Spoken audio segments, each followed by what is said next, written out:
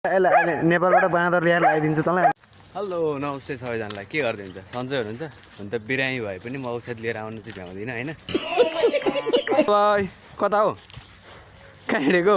टक्क लाएर जे छ त्यसैबाट हल्का यसो भिडियोहरू बनाइदिउँ न त भनेर सुरुवात गरेको होइन। कहिले बोल्नै आउँदैन। अबे ओ दिवाली की फुलझडी जला डालूंगा अभी। मरितरी बोलेर हालो, कसैले लाइक पनि गर्दैन, कसैले भ्युज पनि आउँदैन। ताल पर्यो नि गाह्रो छ। नेपालबाट बाँदर ल्याएर ल्याइदिन्छु तँलाई अनि थाहा पाउँछस्। ओइ होइ होइ होइ टोक्छ क्या हो। वाउ कति राम्रो।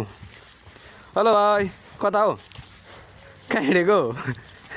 बुझ्दैन क्या यार भाइ, नेपाली जस्तै छ त हेर्दा त बुझ्दैन होइन। यो फुल त नेपालमा नि हुन्छ यार। कस्तो राम्रो चमेलीको फुल होइन? खोइ के को फुल हो, चमेलीको हो कि बिमलीको हो नि। तर फुलहरू पनि यो हिउँ नअडियो छोनेर होला है, यस्तो भिरालो बनाएको। पछि हिउँ खतरा पर्छ अरे नि त यहाँ पनि धुप्पीकै बेरा छ। यो धुप्पी चाहिँ यस्तो रहेछ, यति धेरै हुँदो रहेछ। यो फेरि गर्मीमा नि हुने, जाडोमा नि हुने, तराईमा नि हुने, पाहाडमा नि हुने, लेकमा नि हुने, हिउँमा नि हुने, नहिउँमा नि हुने। कस्तो खालको धुप्पी हो यो? पानी परेर खोइ पानीले टक्क भिजाइरहेछ होइन। घुम्न पाएपछि पानी परोस् कि घाम लागोस् कि हिउँ झरोस् कि मतलब छैन, घुम्न चाहिँ पाउनु पऱ्यो, त्यति हो।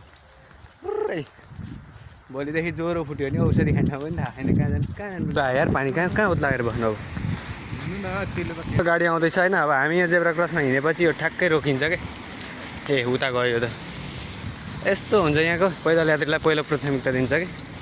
ओ यहाँ साग छ क्या? ओ यो साग होइन, भरे टिपेर लगाएर खानुपर्छ। फेरि यो के हो?